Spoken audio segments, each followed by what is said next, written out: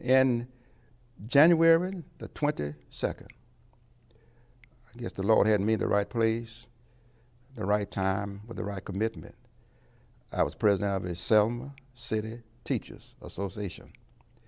And then we had agreed that, and I persuaded teachers for the first time to engage in a teachers' march.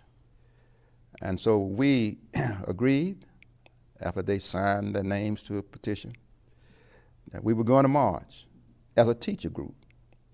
And so on January 22nd, we met at Clark Elementary School here, which was the school where I attended the first grade through the sixth grade. We met upstairs, and we marched double file. My partner was my 10th, 11th, and 12th grade science teacher. His name was Mr. A.J. Durgan. He was the incoming president of the Selma City Teachers Association. And we led that march, teachers, for the first time in the United States, coming down the steps of Clark Elementary School, down Lawn Street, down to Alabama Avenue, down to the courthouse. Teachers, for the first time. Getting down to the county courthouse, that was standing next to the steps, the superintendent of education, the chairman of the board of education, to persuade me, because I was a teacher, to take the teachers back to the school, because we had made a point, and that no longer should we try to pursue that right from that particular point. And I told them we had a right to be at the county courthouse. It was our courthouse.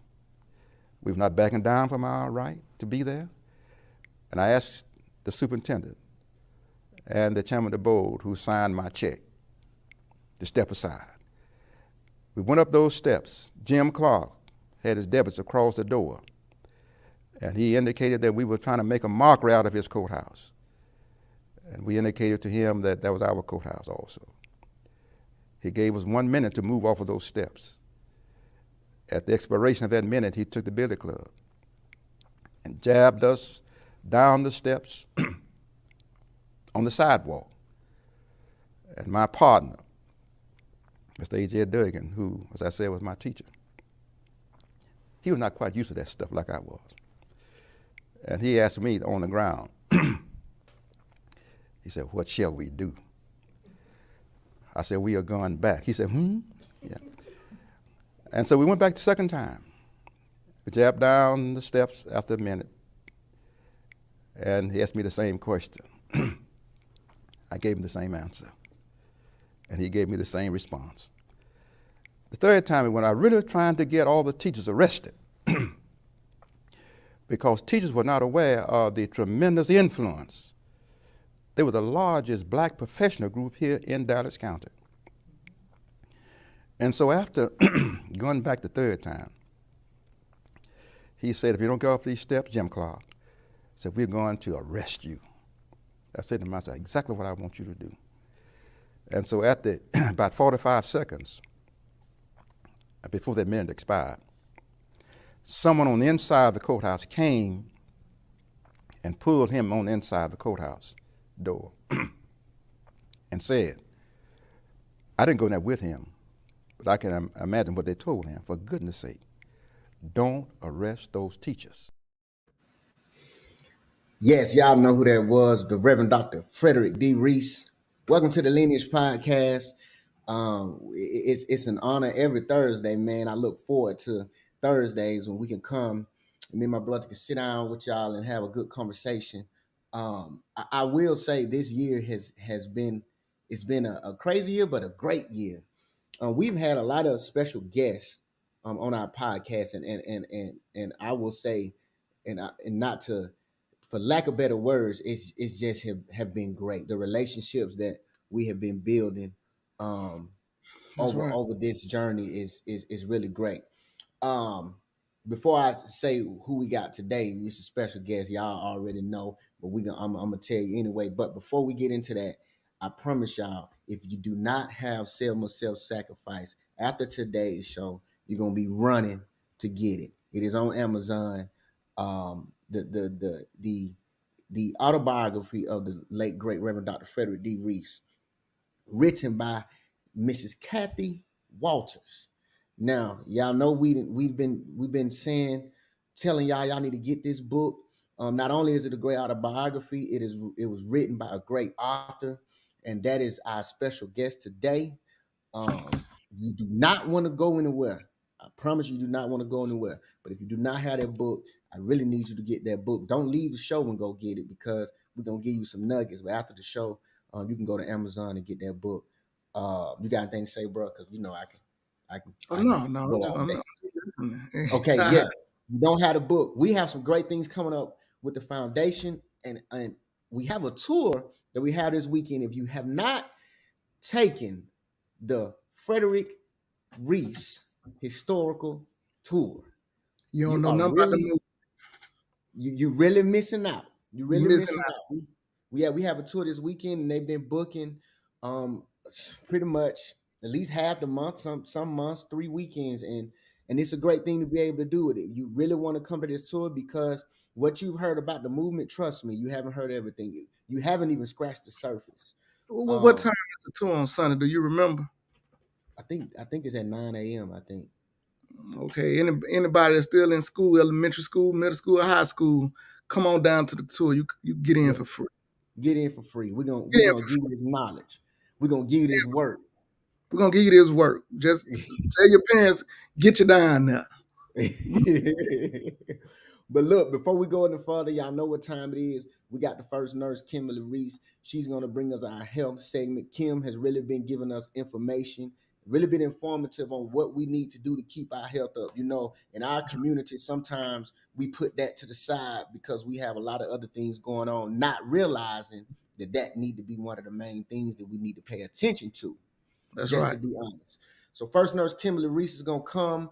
And she gonna help us with she gonna get us right with our health. So we'll be back. Got 30 seconds. We'll be right back. So y'all don't go nowhere.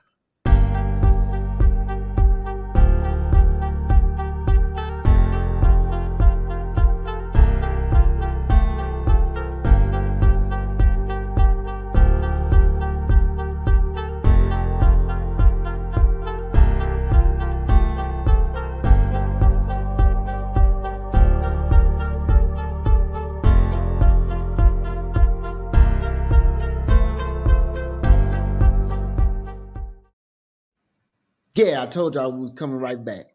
I told y'all that. Hello. What's up, first nurse Kimberly Reese? What's up, MJ? How you doing? I'm doing good. It's an honor every week to have you on here to help us out. And I know this month is breast cancer awareness month, yes. And I know you've been touching on that subject for our ladies. And so I'm gonna stop talking, and I'm gonna go ahead and let you do your thing. Okay. Hello, everyone. Happy Thankful Thursday. As you guys know, this Thursday is the last Thursday of October. And for the month of October, the entire month, I've been focused on breast health and breast cancer awareness. So this Thursday, I'm going to continue to focus on breast health and ask a question for the ladies. Ladies, are you wearing the correct bra size? A recent chiropractic study found out that 80% of women wear the wrong bra size. 70% of women wear bras that are too small, and 10% wear bras that are too big. Although there is no research that suggests that wearing the incorrect bra size causes the consequences of cancer, it's known that it can be very painful and very discomforting. So, what's the results from wearing the wrong bra size? You have the fact that, of course, you have breast pain. As mentioned before, wearing the wrong bra size causes breast pain. For example, if the bra is too small, it can dig into your breast. And on the other hand, if it's too big, your breast may have too much room and is prone to moving around and causing tenderness and lack of support. Then you have back pain. Improper bra support may directly or indirectly cause back pain. And then you have shoulder and neck pain. Women with larger breasts may also experience shoulder and neck pain. Bras designed for larger breasts often come with larger straps. in order to dispense the weight of the breast and to provide more support. These wide bra straps, however, can cause shoulder pain, which can contribute to neck pain as well. Sometimes even a properly fitted bra can't fix shoulder or neck pain. If you have been fitted for a bra and it's still painful, you may need to talk to your doctor. You will be a good candidate for breast reduction. Also, skin abrasions. Wearing the wrong bra causes skin abrasions. It causes redness and tenderness. As you see on this film here, you see the redness of wearing the wrong bra. If a bra is too tight, it could easily bruise the skin and causes abrasions. And from constant rubbing of the skin of the tight fitted fabric against your skin. Also, rib cage pain. It could cause rib cage pain. Also, premature sagging due to lack of support and the wrong bra size. As you see, if you don't have the correct bra, your breast will sag and it can make you to appear even bigger, more weight. You can look more heavy set than what you really are if you don't have the right bra size. Also, bad posture. Due to the breast pain, shoulder pain, and neck pain, a person may have bad posture. Because there's no support, it automatically causes the person to slump down, resulting in bad posture. The next question would be, how often should you get fitted for a bra or size for a bra? Our researchers, they realize that women are not getting fitted too often for a bra. The professionals recommend getting fitted twice a year due to mainly the changes of the body in women. You have hormonal changes. Also, we fluctuate with weight. If we gain 10 pounds, lose 10 pounds. Also, age that's a country that makes you more prone to change in bra size. So you need to get fitted for a bra at least twice a year because we fluctuate often. And then also the other question is where to get fitted for a bra. You have Victoria's Secrets, you have J.C. Penney's, you have Macy's, Nordstrom. You also have Saks. Also other local boutiques such as Jeanette's Bras. So this is my health tip for today. And before I leave, I do want to leave you with 1 minute 37 clip of how to get fitted for a bra. And that's all I have for you today. We appreciate that, First Nurse Ken. Let's watch the video. Okay. The well-adjusted bra in the right size can make all the difference, both in comfort and appearance. The first step to identifying your bra size is measuring around the bottom of the band directly under the bust using a measuring tape. While not wearing a bra, or this can be done wearing a non-padded bra, wrap the measuring tape firmly directly under your bust. For the most accurate result, it may help to get another person to measure you. Remember, these measurements only serve as a guide, since your size may vary depending on styles. Ensure to round the number to the nearest whole number. If the number is even, add 4 inches to your measurement. So if you measure 32 inches, your band size is 36 inches.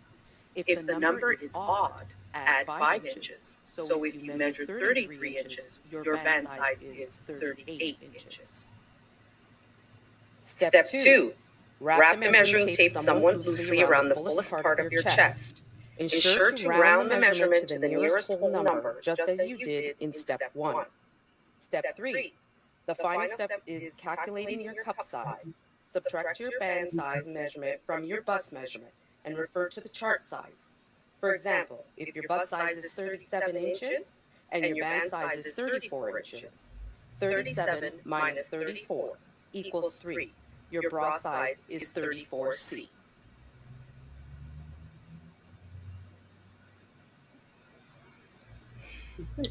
We appreciate that, First Nurse Kimberly Reese. We'll see you next week. Listen, y'all, to all the ladies, man. If y'all please take advantage of the information that's given to you, especially with early detection, man. That's really saving a lot of people. I know at least 2 women that it really saves. So we appreciate all the information. First Nurse Kimberly Reese. All right, you guys, Okay. take care. Have a blessed week. Okay, y'all, we're gonna be right back after this commercial, and we will be bringing our special guest on. Trust me, you do not want to miss this woman. Trust me, she is an author. That book that you see sitting behind Kim that I'm holding on that picture, she is the reason that book has come into fruition. So we're gonna be right back, and we're gonna bring none other than Miss Kathy Walters to the stage. So we'll be right back.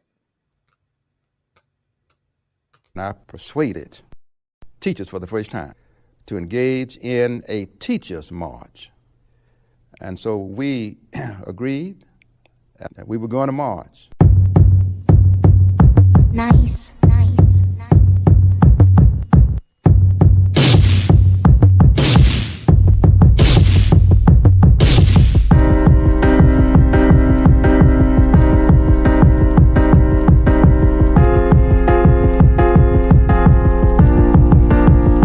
We'll stand strong.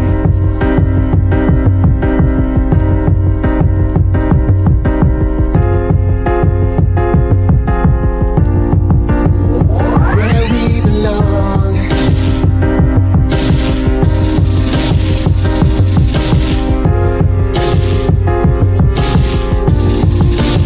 It's not about yourself.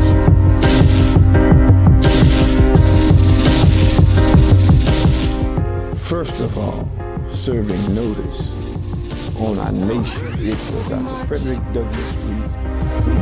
We march. We march. We march.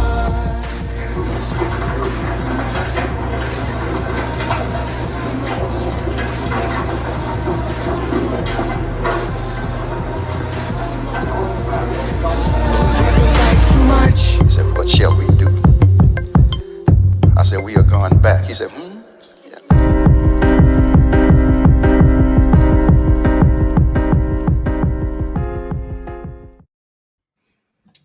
Not a more fitting video for the occasion.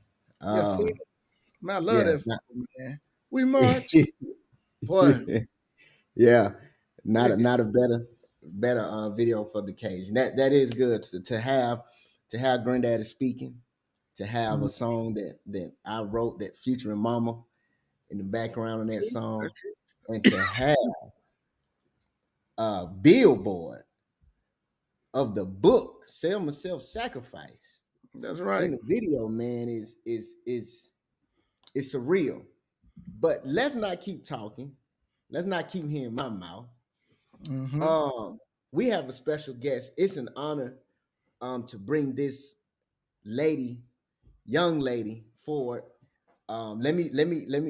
I got to say a few things. I got to read this. Kathy Walters is a native Atlantic, so she's here, y'all. She home. She holds a Master of Science degree in HR management and a BA in sociology with a minor in criminology. Good God. She is the author of an inspirational novel, From Pain to Praise. Kathy loves to create and perform poetry as a window to her soul, thus compiling smooth music and spoken word in her CD entitled Speak. Kathy describes her latest endeavor of co-writing Selma Self-Sacrifice as one of the most meaningful and purposeful things she has ever been a part of. So this show is called Meaningful Purpose. Without any further ado, have to bring on none other than Miss Kathy Walters. How are you doing? Hello there. Hello. How are you? Doing good. Well, we read the bio, and as we can see, you are really truly walking in your passion and your talents. You're a living witness to it. Now we can go all day with you, Kathy. We can ask plenty of questions. It can surround the book. Your passion about spoken word and everything. I would like to ask firstly. I mean, I know my brother probably have questions too, but I really want to ask. Well, let me say this personally. We as the family, we are forever in debt to you, and you already know this. That's right. The what you did for not only for our granddaddy, but for years to come is going to be stamped even when all of us are gone from this earth. So it's a pleasure to be able to. I remember when we had the reading of the book, and it was an emotional time. Well, it want to And dry so out in the room. it wasn't drying in the room, and I Huh? learned some things about my grandfather that I didn't know. So let me ask you. I'll ask you. I know it can be twofold. What inspired you to write the book? Because you had some you had to have some you had some information and some conversations with him that, like I said, it's certain things I didn't know. What inspired you to want to take on this task?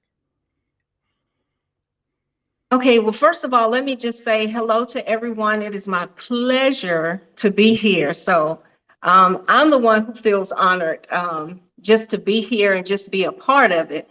And I would have to say what inspired me was your grandfather himself.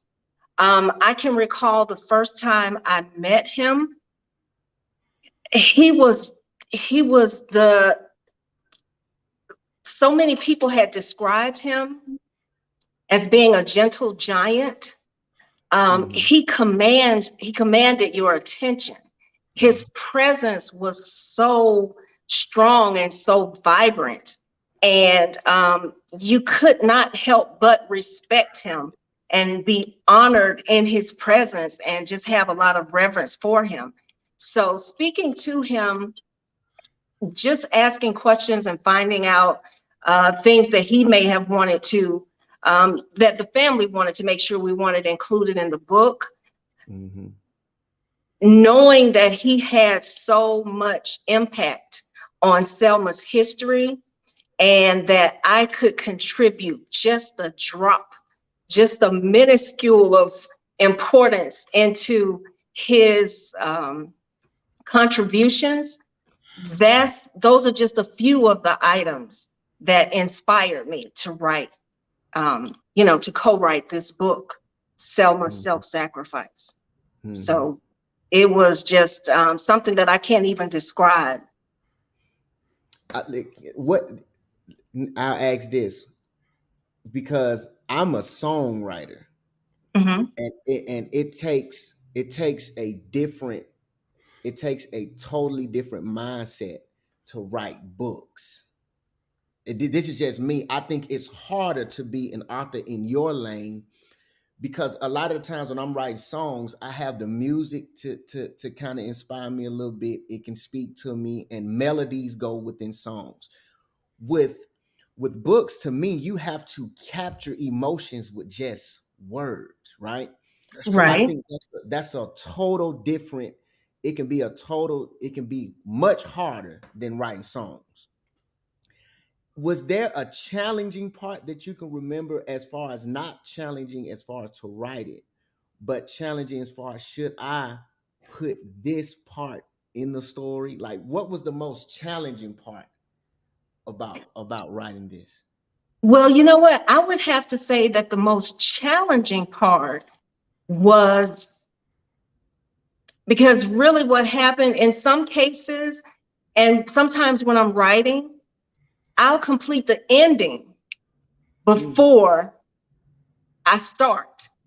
Okay. So, of course, we knew how things ended, but my biggest thing was to, okay, and I know this is going to sound a little strange, but what I wanted to do and what my goal was to, when I met your grandfather, I asked God, I said, please, everything that's in him, help transfer those feelings and those ideas to me, so that I can put information for years to come that people can read and reference to, where it sounds just like Reverend Dr. Frederick D. Reese. So I wanted to transmit everything into his voice.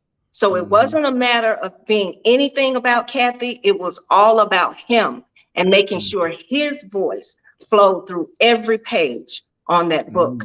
And I did hear some, I received feedback, and it was positive feedback. And I would hear, this sounds exactly like him. And in meeting with him, that was my challenge, to channel him and his words and take the words that he had provided me with and make sure that you could visualize everything that was on every page and feel as though you were right there at that moment. Wow, yeah. And I must admit, I've read the book, I want to say 6 times now. 5 times, working on the 6th. And I will say, every time I read it, it's like either I find it's something refreshing, or it's like something hits me that didn't hit me last time. And that's why I'm so passionate when I want people to get this book, because just to be honest, like my brother always say, it's bigger than my granddad.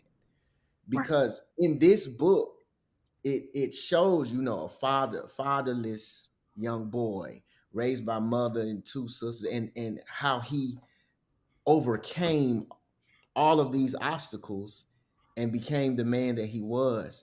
So the story is bigger than F.D. Reese. You can apply this story to your life, and I must say that you articulated it very well, and it was, I'll say personally, it was beyond everything I could expect. Bro, I know you look like you wanna Oh no, I'm listening, man. I'm just listening. I know it was beyond what I expected. Now, I know you got a novel, From Pain to Praise. Can you touch a little bit on that? What inspired that, and when you say from pain to praise, if you don't mind? Okay, sure. Okay, yeah. so fun fact about me, even as a little child, I loved writing. And I wish I could go back and find that postman who used to deliver our mail each day, because I would, even before, and I'm quite sure I couldn't even really form sentences at that time. I grew, a little bit better, but I would write notes and I guess mini novels and put them on a little piece of paper and put it in the mailbox. And so, each day the postman would, and I would look out the window and wait for the postman to come. So every day he would pull up and he would pull my letter out and he would just throw it back in the mailbox or whatever. So this went on for a period of time. And then one day, and I was like, oh my gosh, he keeps reading my material, So one particular day he pulled out, he got the letter and he walked up the driveway. And I was like, I saw him coming. I'm looking out the window. So I was like, oh my gosh, he loves my work. He's going to come and, compliment me on everything.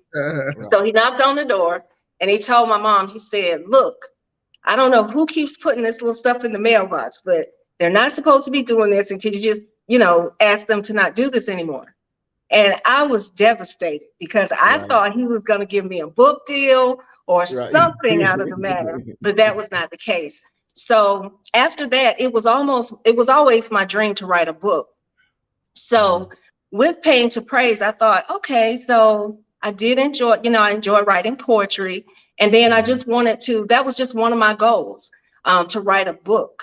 So Pain to Praise is a collection of short stories, personal stories from myself, people that I know came in encounter with, and as well as family members. So it's just a compilation of poetry, short stories, and that was the first book from Kathy Walters. Oh, nice. That's nice. That's good. But it sometimes in life it takes us to be shocked and devastated to bring some of that. That's right. What's within out. It really does. So so he didn't stop me at all. Right. He motivated you. That's what it was. Right. Now I know what about the I know you may not want to touch on this too much, but Speak. The music, the music and spoken word entitled Speak. What inspired that? Okay, so Speak was pretty much about, expressing thoughts, experiences, things that will help yourself as well as others, because a lot of times people are always going through something. And in the book, it always talks about, and we've heard it, how someone is either in the middle of a storm, coming out of a storm, or about to head towards that storm. Mhm. So once you experience different things in life, sometimes it's just good to talk about it. It's good to, if you can't speak, talk to someone about it, just jot it down, just write how you feel. And it helps you cleanse. It helps you purge things that you need to, just get rid of, or just get it out. If you hold it in, it doesn't do you any good. So a lot of times, and that goes back to even with childhood, a lot of times I would jot things down in a journal, or just sort of jot things down. Even now, if I think of one line of something, I'll just jot it down. And sometimes you go back and read it and it's like, oh gosh, that feels good. Or it was good for me to express how I felt that day on paper. And then sometimes you go back and read it and it'll either, make you feel better or help you think things through and figure out, okay, what do I do from here? That's right. Right. Exactly. I can, like I said, I can ask you questions all day. One more personal question for me. Okay. Before I let you go, then my brother can go. I've heard different authors, like I've read about different authors, they have to be in a certain headspace when they're starting a project.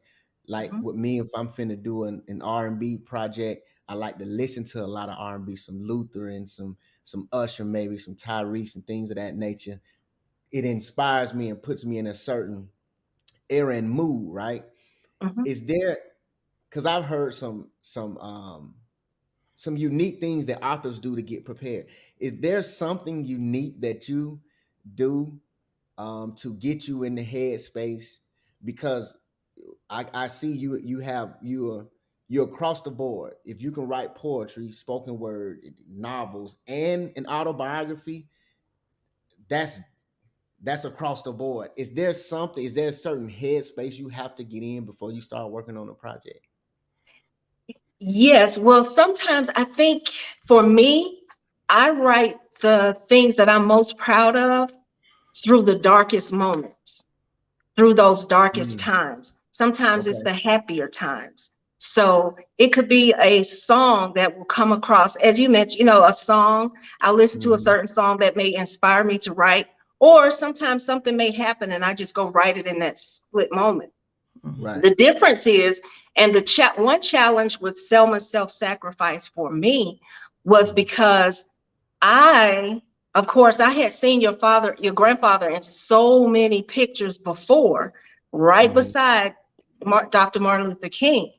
And for some reason, because that focus was so much on Dr. Martin Luther King, I saw your grandfather, but at the same time, I did not know who he is. And of course, with the hashtag that you have, who is this man? So with Selma's self-sacrifice, there were a lot of things that I was not aware of, a lot of information that I was not privy to, because he was one of the unsung heroes. So what happened, in this case, I had to go visit Selma. I had to speak to the people of Selma. I actually walked across Edmund Pettus Bridge more than once. I know Alan took me there the first time. So it was just I had to get into the headspace of experiencing, or I had to go and see what Selma felt like. I had to be in your grandfather and your grandmother's presence, and even the Reese family, because I wanted to feel, coincidentally, that's one of the poems on the as well, feel.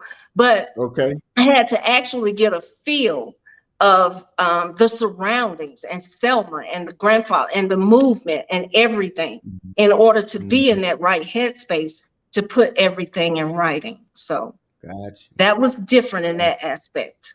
Okay. Yeah. Okay. Got you. I can ask more questions all day. You got anything, brother? Well, I know that she, I'm sure she has the book with her, and I would like for her to read know she prepared herself to read some of the book for us. So I just give her the flow and let her roll. Whatever you have prepared, Kathy, because I'm sure the people get them a sneak preview of what they're missing if they do not have this book. Right. And these are just snippets in the book that I just randomly selected, but to everyone out there, you have to get the book to get the full picture and get the full feel of Selma's self-sacrifice. So this is just an excerpt from, and this happens to be the first chapter, The Teacher's March. And one of Reverend Dr. Frederick D. Reese, one of his quotes, which I love so much, is the Lord had me at the right place, at the right time, for the right commitment. Okay, so this is The Teacher's March. It starts off the book. Get off these steps right now. Get away. You heard me. Why are you here? We're here so we can go into our courthouse and file applications so we can become registered voters. Go, gather up your teachers and take them back to the school where they came from. You hear me? The courthouse does not belong to you, Sheriff Clark. This courthouse belongs to all of us. And as citizens of this county, we're here to see if the Board of Registrars is in session. We have a right to enter into this courthouse, and we will not back down from that right. Well, the registrar's office is not open on Fridays for voter registration, Sheriff Clark scoffed, and you're making a mockery out of my courthouse. Immediately, we could feel the heat of an unwelcoming atmosphere. Absorbed in a tense and tumultuous storm, we witnessed bolts of lightning and heard the reverberating rumbles emanating from the sheriff and his posse as they showered us with the brew of their utter disdain. Though the weather that day was relatively cool and calm, we knew that we were in the middle of a sweltering storm, and we were certain its intensity wouldn't subside anytime soon. So again, that was at the beginning of the Teacher's March, and that was the experience on at the courthouse. Okay, so this is something else. And once you read the book, you'll find out Reverend Reese accomplished so much. He actually fought for the teachers to have maternity leave because during that time, there was no maternity leave for the Black teachers. I voiced my opinion to the superintendent, the school board, and anyone else within earshot. I fought and I kept fighting, unafraid to stand up for yet another disparaging imbalance of justice. Days, weeks, and months passed wherein I spoke with the Black female teachers and assured them that I was in their corner. I continued to raise the topic at every school meeting and every school board meeting, bringing awareness and generating a voice that the Black female teachers were afraid to exercise on their own behalf. Whenever we convened, I would stand up to speak. I used my leverage as president of the Teachers Association, and I took my position seriously. After some time had passed, the board members were well aware of the main item I was there to discuss. I can recall the time when I stood up to speak and a board member sighed and looked up at the ceiling as he spoke. Reese, do you have anything else new to address today? I completely ignored his comment and proceeded to discuss maternity leave. At the meetings, I was informed that the maternity leave issue was not on the agenda, or that we didn't have time to add it to the agenda. I would sit down and I knew I had to stand up for what was right. After one meeting in particular, I thought to myself, they have no idea who they are dealing with. If they are under the assumption that I will give up, then they are in for a rude awakening. I was shamelessly relentless. They continued to add fuel to the fire. I kept standing. Meeting after meeting, I would stand. And once all was said and done, I imagined the powers that be knew that I wouldn't shut up, so they gave up. I felt so proud relaying the news to the teachers. I have some exciting news to share to all of you, I told them. Maternity leave and sick leave are now being extended to you all. Hands down, the battle was won. So he was a great fighter for the rights of others. That's right. And this is just an excerpt about the early years. I entered this world in November 28th, 1929 in Selma, Alabama. I was born to a single mother, Ellie R. Reese, and my father, Solomon Cooper, alias George Reese. We lived in a small in-way, also known as a shotgun house. A shotgun house is a narrow home where each room is built directly behind another in a straight line. A door is usually stationed at each end of the house. The term shotgun is derived from the thought that if someone fired a shotgun, the bullet would go straight through, traveling from the front door right out the back. Okay, let's see. And I'll do one more. Okay, now another thing, a lot of individuals did not know that Frederick D. Reese had a child with muscular dystrophy. Frederick Jr. was approximately 2 years old when the doctor looked Aline and I directly in the eyes and told us that my namesake, our pride and joy, and our only child had muscular dystrophy. Neither of us expected to hear such devastating news. Frederick Jr. didn't seem to be physically active, physically active as other children his age, but his mental capacity was sharp. He would play, smile, and laugh to his heart's content. He was such a loving child. To us, he was otherwise happy. Aline fed him, kept him clean, and took great care of him. He was a healthy child, or so we thought. We didn't know much at all about the disease, and we looked at the doctor for guidance and understanding. Reverend Reese also ran for mayor. In 1984, I announced my decision to run against incumbent Joe Smitherman for the seat of mayor of Selma. Our town was experiencing a surge in the number of Black registered voters, and this seemed to cause concern for the white voters as they appeared to fear the potential power of the Black vote. James Perkins Jr. served as my campaign manager. Ironically, James's father, James Perkins Sr., served as my campaign manager when I ran for city council years ago. J.L. Chestnut, James Perkins Jr., and I sat down to discuss and devise my campaign strategy.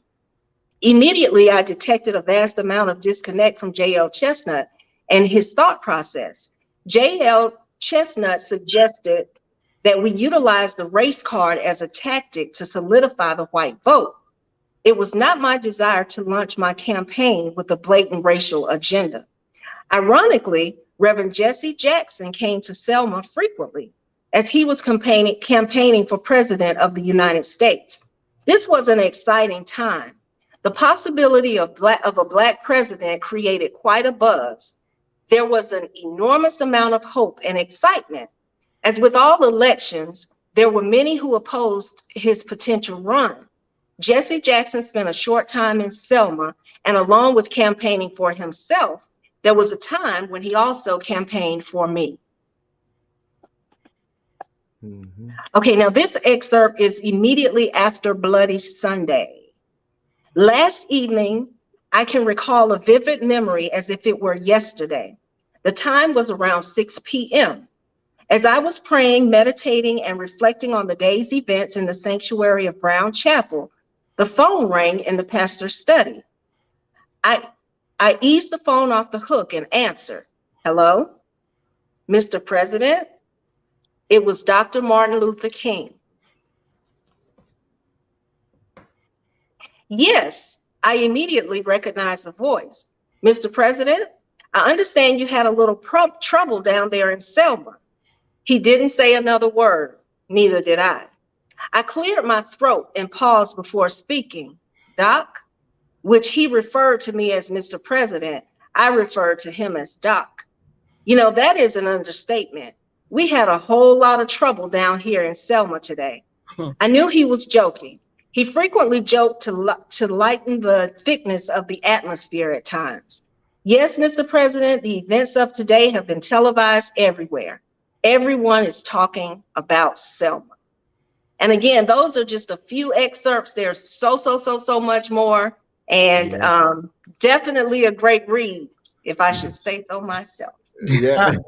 Right, that's right.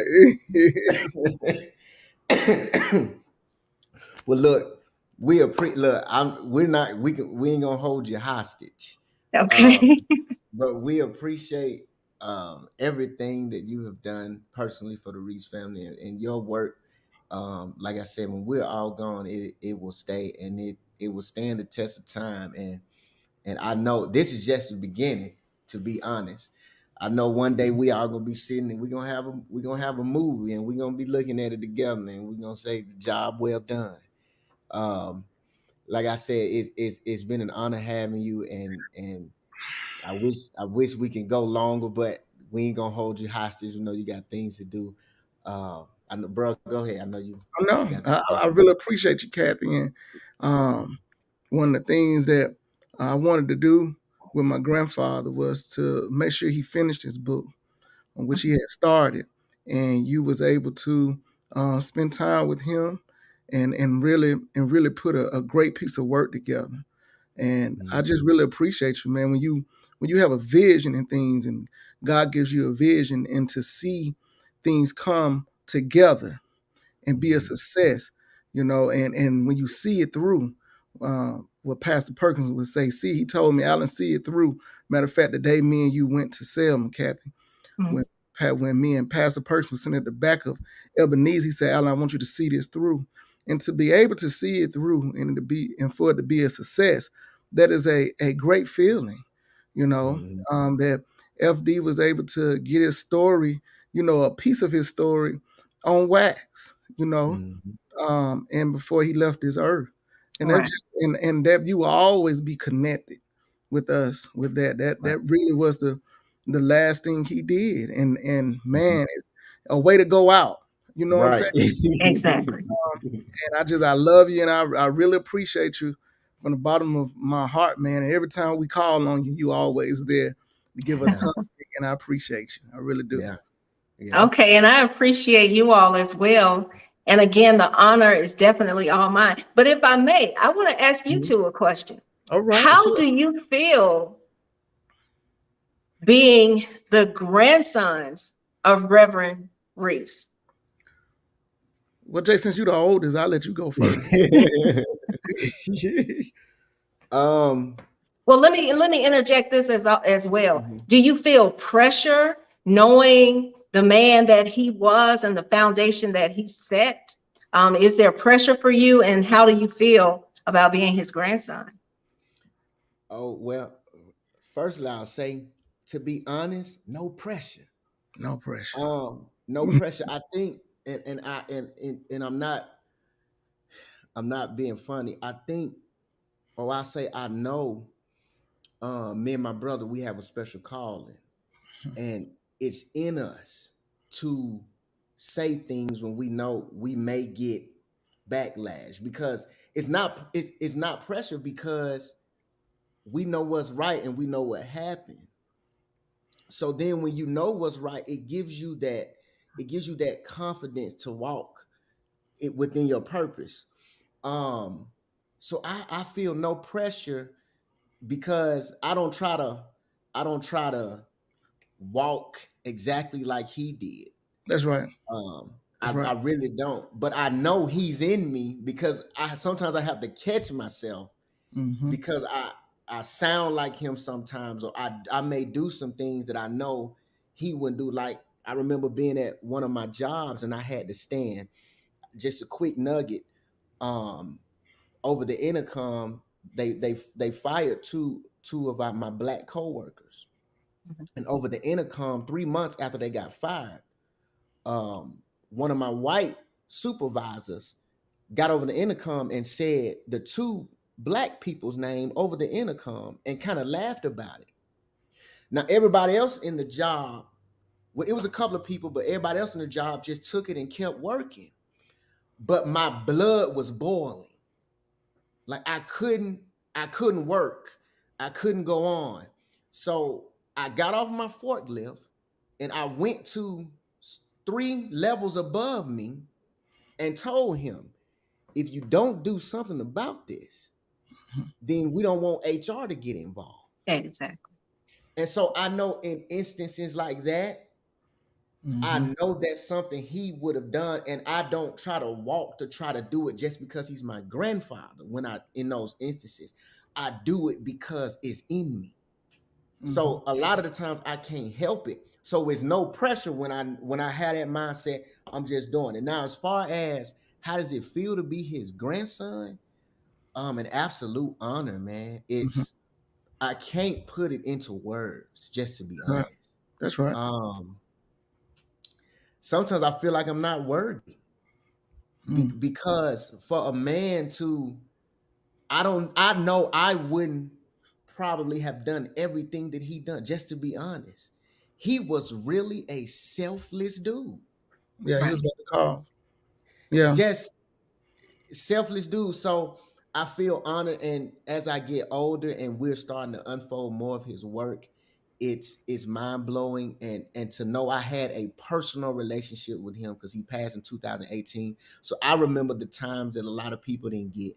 The times we sitting at the table and he's asking me, we're talking about girls and things of that nature. A lot of people didn't get that piece of him, and I got a piece of that. So absolute honor.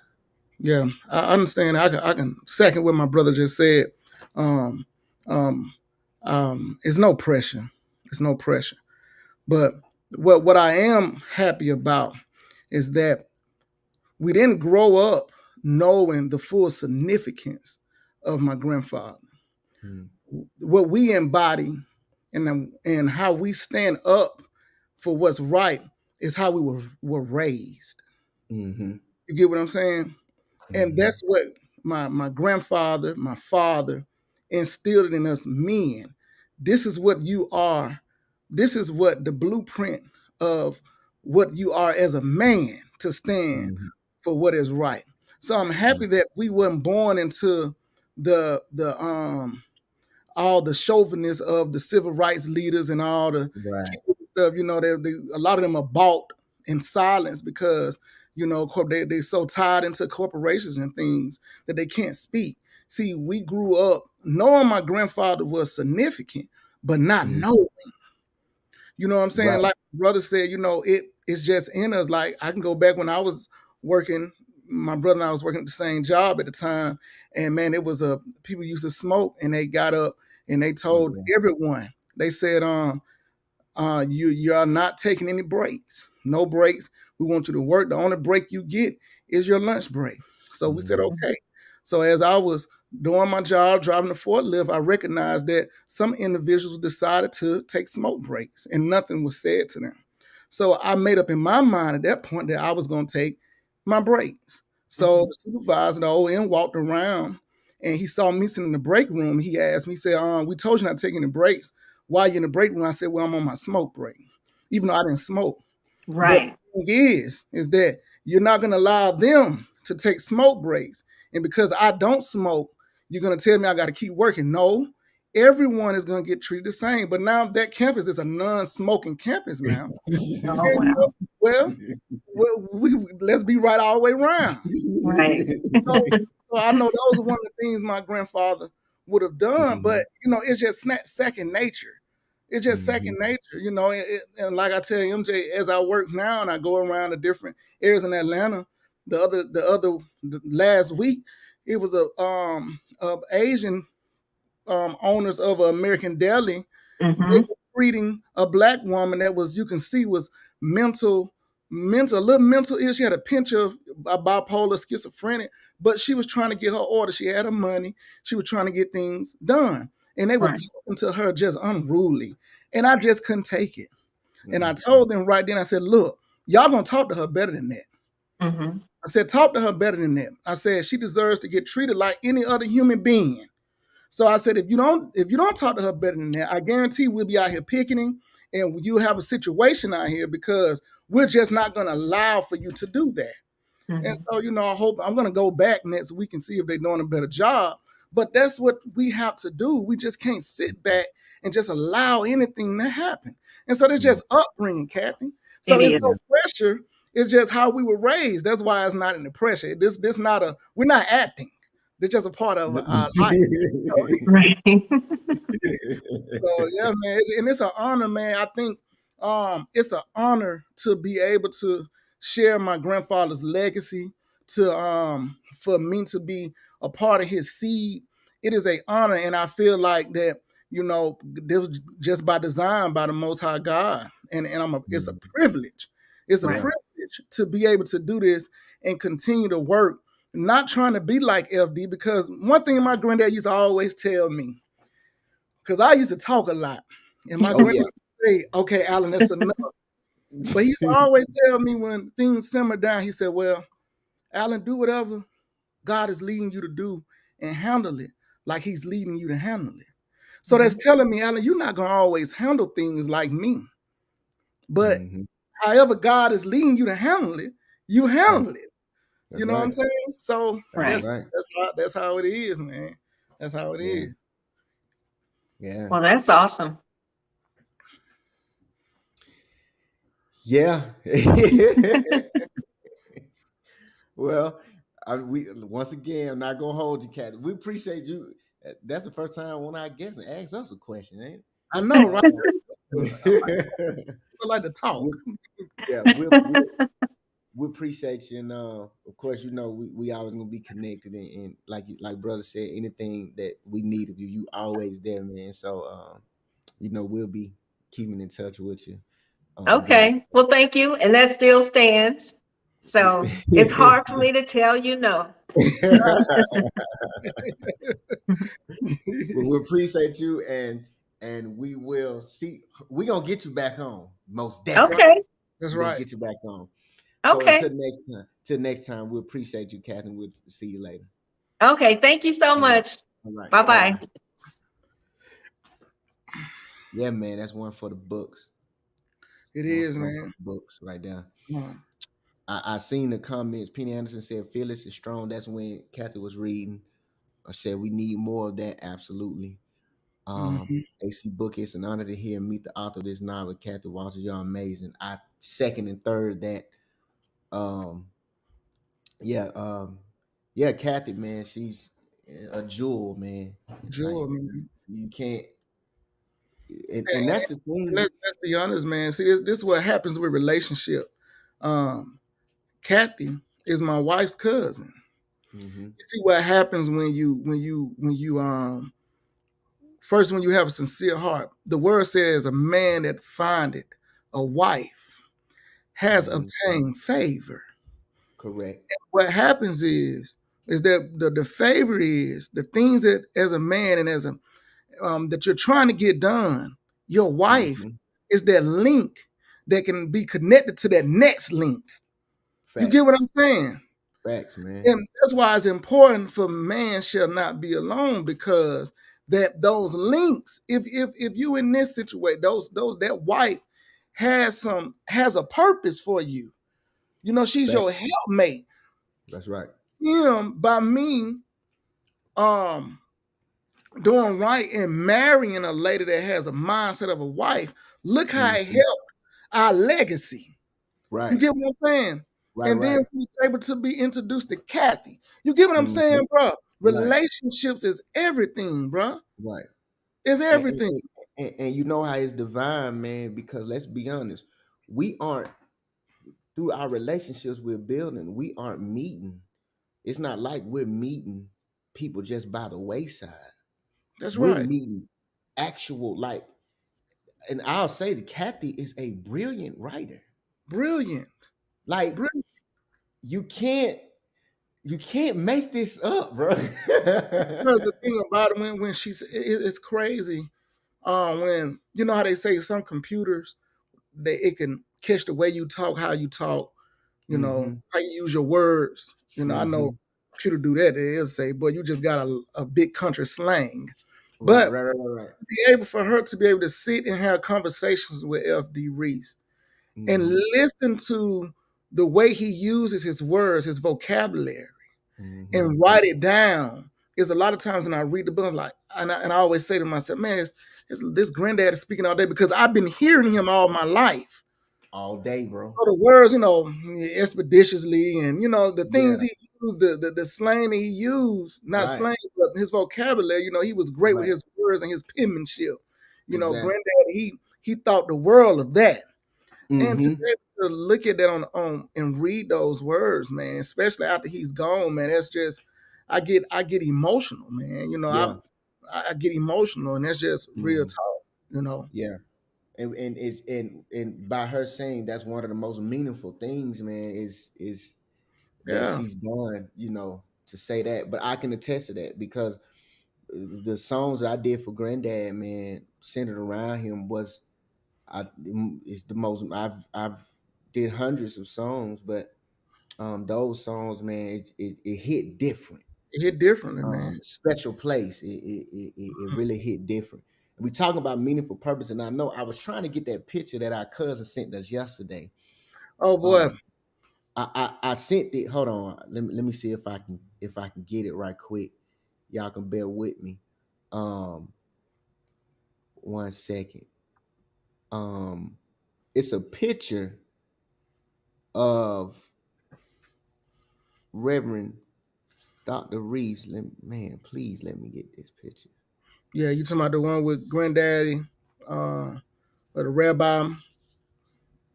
Yeah, let me see King. if I can do it again. Yeah, let me see. You gotta put that picture up, man, because I love to discuss that. I love to Yeah, discuss. and I wanted to discuss it purposely today. I can't. Is this it? Nah, this ain't it. This might be it. Wanted to note that ain't it. Good God And, Almighty. but we'll share it on our social media. But Yeah, it's you can it's go ahead and talk about it. my one of my cousins was at a museum, and it was at a Holocaust museum, think in Ohio. My cousin Belinda, and she saw a picture up there, and it's a known picture with my grandfather, John Lewis, that front line, the rabbi, and my grandfather, and it had everyone's name on that picture, but F.D. Reese. And when I saw the picture, I loved the picture, but I looked at the words, the caption on the side, and I said, "This is why we do what we do." You know what I'm saying? Mm-hmm. Because there's no name by the picture. And and like I say all the time, man, we a lot of times just look over and we allow people to just do anything with our history. Or we don't know that person, so we're not gonna put their name, whatever. He's just a martyr, not knowing that it would not have been that line. Martin Luther King, all them folks that's on that line would not have been Mm-hmm. in Selma if it wasn't for that man who you the one put his name. You know what I'm Right. saying? And Mm-hmm. that is a shame. It is a shame, bro. And so this is why we do what we do, because we gonna make you put FD Reese's name up there because he Right. has a story. You cannot talk about the Selma movement if you do not talk about FD Reese. I don't Cannot. care who else you talk about, a part of the movement, a piece of the movement is going through FD Reese. He invited them. He invited the organization. He talked to the Right. church to allow them to have the mass meetings. He led the Mm-hmm. teachers, the only in the First World Teachers March. He got, like Correct. Patrick said, the maternity leave for women. He was the first black man to run for Selma, run for mayor in Selma. He was one of the first black city councils in Selma. He was the reason why you had the first black fireman, black sheriff. And we can go down the line on first in Selma. So how could you? The audacity for you not to do your homework when you putting these pictures up around the museum, who you say you teaching the masses the truth, and you don't put the local people who made a difference. Right. Simple as that. It makes no sense. It does Makes not no make sense. any sense. So this is why we were born for this. And let me tell you something, as a man, when you realize you done found your purpose, I don't know if everybody's seen this movie called Hook. You seen Hook, right? And you remember I have. what's his name? Robert Williams. He was playing Peter Yeah, Robin Pan. Williams. He had Mm-hmm. forgot where he came from, but he went back to Neverland. And then what happened? He couldn't think of his happy thought. Well, I look at the happy thought is finding your purpose. But remember when he Mhm. finally found his happy thought, he was about to fall and he stopped in mid-air to be able to fly. He said, I got it. That's And he right, never bro. let it go. And that's how we feel. I got my purpose. Here go my Bro, purpose. now, I don't mean to cut you off. Here's the picture. There go the picture right there. There it go. Now, it's hard to see the names on the side, but I'll read them. From left to right, they got John Lewis. Then they have a nun. Then they have Reverend Ralph Abernathy, Reverend Martin Luther King Jr., Rabbi Bunch, and Rob Abraham. That's it. And look what's behind them. That used to be Sylvian Street, and that's Right. part of the King Street now. You see Brown's Chapel. That's The right. only reason why Brown's Chapel is Brown Chapel because F.D. Reese called around to all the mass, the mega churches, and Brown's Mhm. Chapel is the only one that told Reverend Reese we will agree to allow you guys to break the injunction and have a mass meeting at Selma when Dr. King told my grandfather he was coming to Selma. Facts. These are Facts. facts. This is why I no one just- goes after us. Right, and you know, and I ain't did this. I just want to skim through this. Now, this is, you know, you got to get this book. This is the book, Selma Self-Sacrifice. right. You got to get it. In this book pertains everything that we're talking about. This is Reverend Dr. Martin Luther King and Reverend Dr. Reese right here. Mhm. Just to show you, see him right here. He's holding the folder, marching next to Coretta Dr. Scott King's King. speech, how long, That's not the long. speech, how long, not long. If you heard that speech, that's the speech in his right hand in the folder. This is another picture that same day. This is Selma to Montgomery March. You see the people behind him. This was March the 21st, 1965. That's when they was going into Montgomery. What? Yeah, That's that was going to Montgomery. So it's probably what the 23rd, because it took 3 days. So 24th. 24th, probably 24th. Yeah, probably 24th. This is also this is a march. Well, in Selma, this is, I think it was after James Reed died. I think That's right. That would be Jim Lee Jackson. Jim Lee Jackson, yeah, Right. Jim Lee Jackson. You see King, you see Abernathy, Fred Shuttlesworth, and then you see Reverend Dr. F.D. Reese. This is also that same day. This is another one. Now, this picture here is Dr. Martin Luther King speaking. You see on the floor, the young lady is Cheyenne Webb. In the middle pew is Reverend Dr. Frederick D. Reese. This is at Brown Chapel. This is the church my brother was just talking about. That's right. Now, if you've been to church before, you know about that middle pew. You know who's sitting in that middle pew. You know what time it is. That's the man. Right here is Bloody Sunday. And get what? Go ahead. These are all the perpetrators who said the FD won there on Bloody Sunday. Well, you see Correct. that book Bad John Lewis got on. Mhm. You know what day that was. You see Hosea Williams right there. And let me speak on Hosea Williams. Black people need to start trying to erase Hosea Williams from history because y'all don't talk about Hosea Williams leading that march. He was the person that came up with the logistics. That's right. We talk about John Lewis on that march, but it's really Hosea Williams was the leader of that march because he was the man over the logistics. These are right. facts. And we allow even our own people to not speak of Hosea Williams because Hosea Williams was an enforcer and Hosea Williams was a straight shooter. Right. He didn't lay he ha in front of people in front of people's faces. And I'm tired of seeing, I don't hear nothing about Hosea Williams. But without Hosea Williams, he was the man to get stuff stirred up. That's right.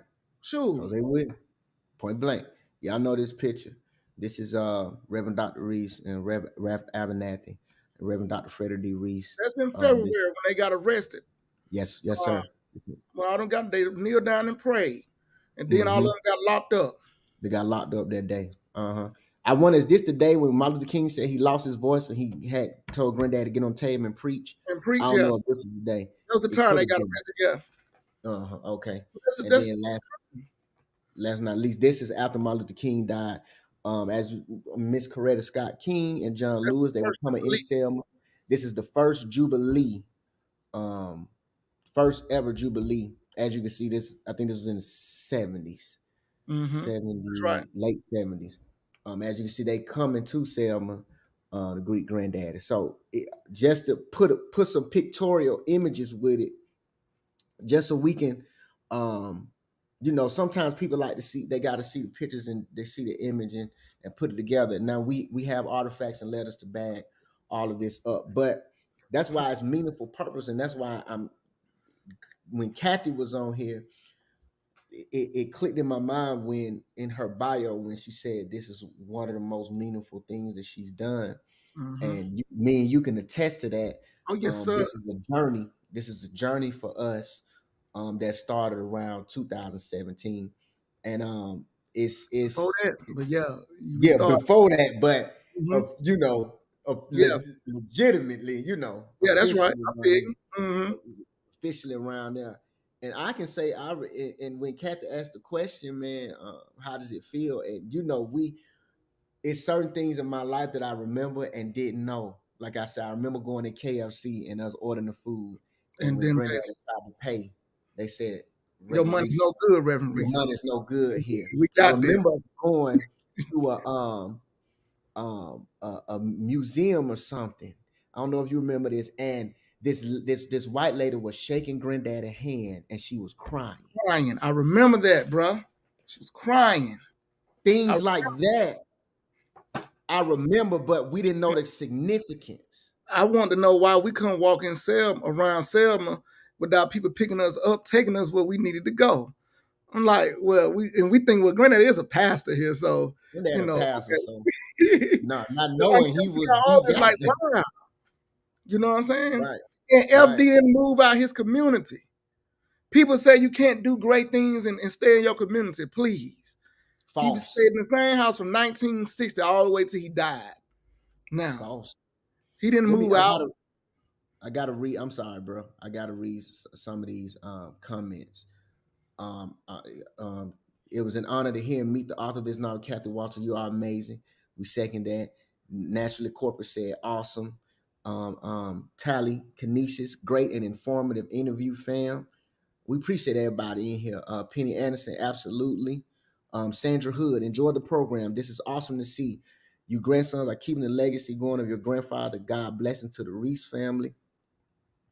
Peter Anderson said, this is great. I will share this truth with my grandkids. They will have the pleasure of doing book reports on this awesome man. We appreciate that. You need any information, hit us up personally. We got you. Frederick Reese was everywhere. It's so often that people who did the most meaningful work rarely get mentioned, but the respect level he had amongst his peers, I'm sure, is next to none. Next to none. Right. 100, man. 100. Granddaddy, he impacted so many generations. We actually next week, is it next week, bro? We're gonna have Justin on? Yes, sir. Yeah, we're gonna have somebody. We're actually gonna show y'all how this is full circle. We're actually gonna have the son of the first black mayor of Selma, Alabama. We fam. That's right. When I tell you we fam. Now, Granddaddy was his campaign manager, and his granddaddy was my grandfather's campaign manager when he ran for city council. Correct. So and it goes way back. Yeah, I don't want to miss this one. You don't want to miss this. It's definitely gonna be entertaining. But Justin Perkins, he will be in the building next week. But man, this show, man, it's Natural Corporate said I'll definitely be back next week. We appreciate it. This has been and it's crazy when I saw that, because remember we got the billboard. We had the billboard in Selma for a few months of the book.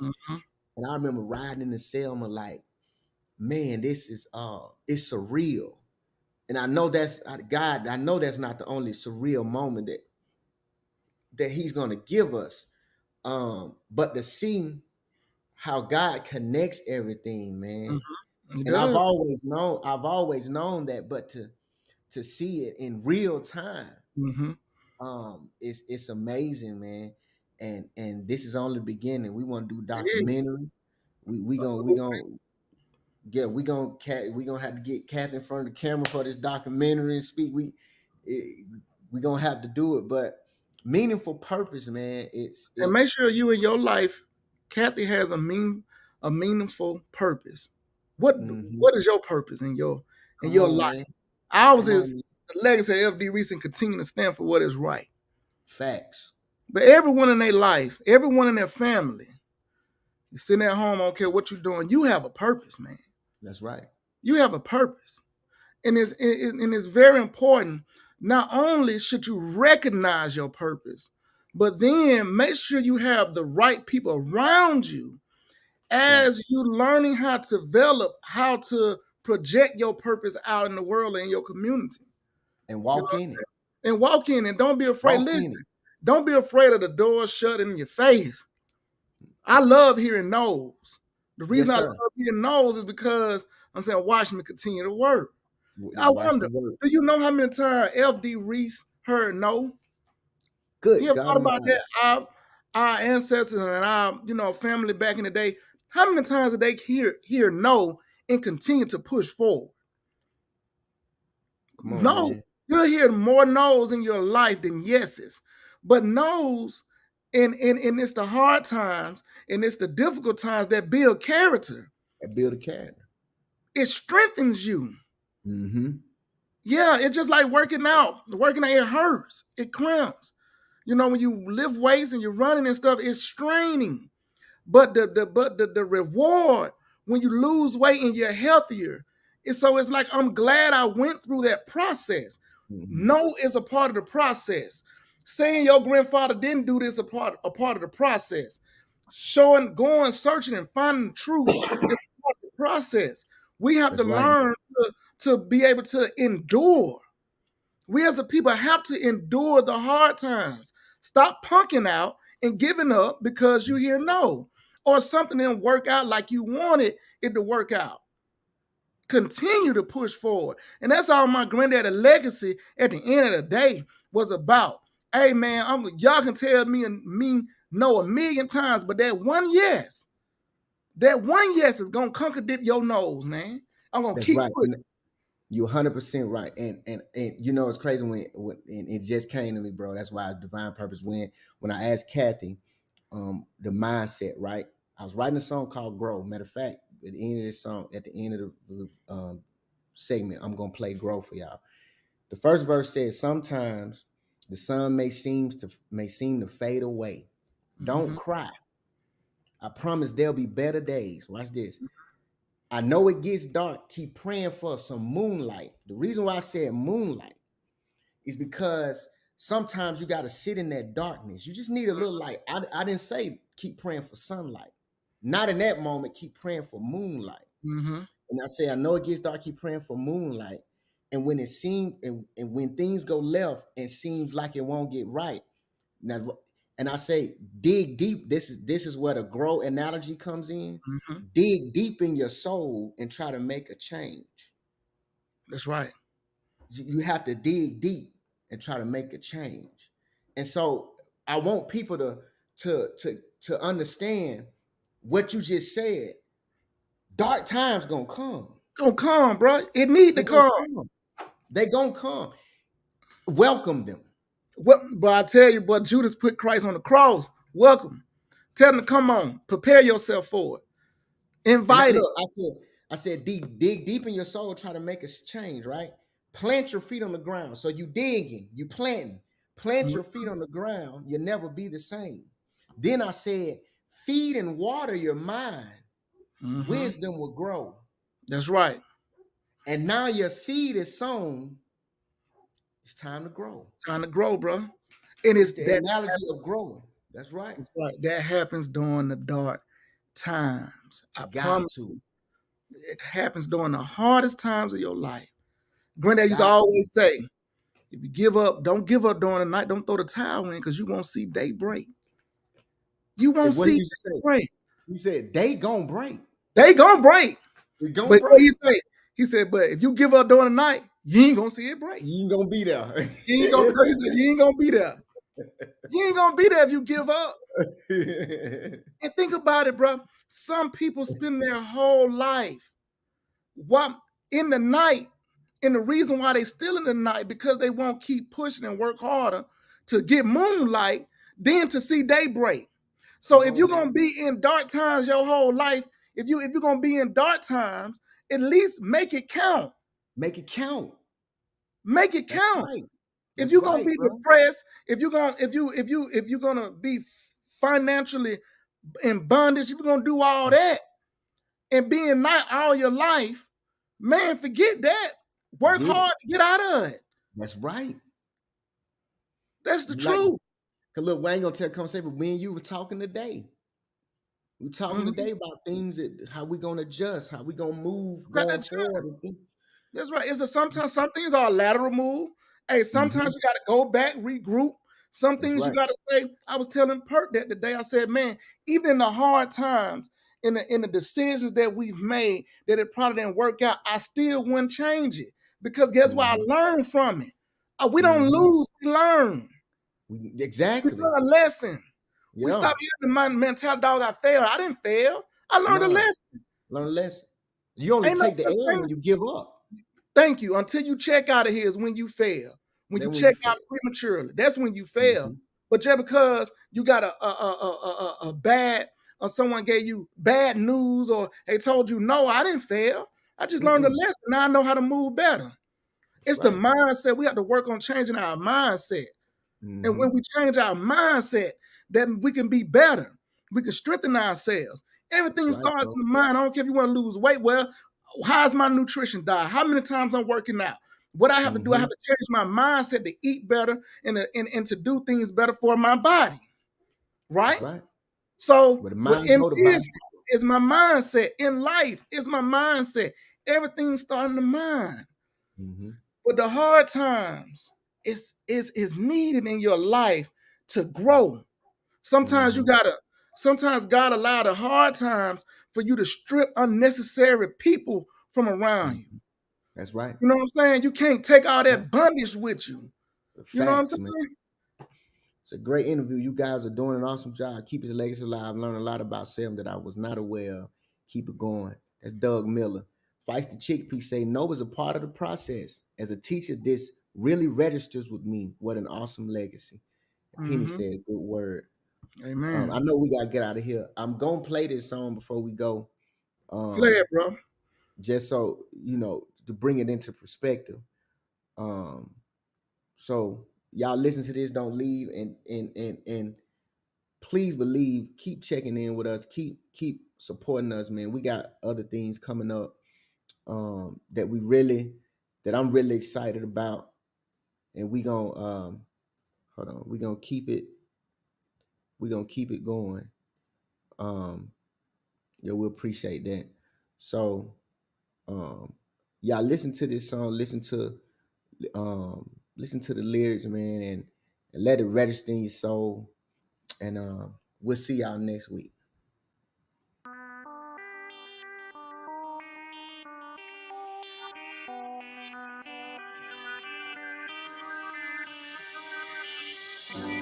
In this life, you can't keep doing the same things and expecting different results. Don't go through life, grow through life. Sometimes the sun may seem to fade away. Don't cry, I promise there'll be better days. I know it gets dark, keep praying for some moonlight. And when things go left, it seems like they won't get right. No, dig deep in your soul and try to make a change. Plant your feet on the ground, you'll never be the same. Feed and water your mind, wisdom will show. And now your seed is sown. That's when it's time to grow. Grow, grow, grow, grow, grow. Understand we have to grow. Grow, grow, grow, grow. In this life we have to grow. Through all the changes, there will be changes. Just try your best to keep your sanity. A dose of reality, yes. You're gonna have to change your mentality, yeah. Deep in your soul and try to make a change. Plant your feet on the ground, you'll never be the same. Feed and water your mind, wisdom will show.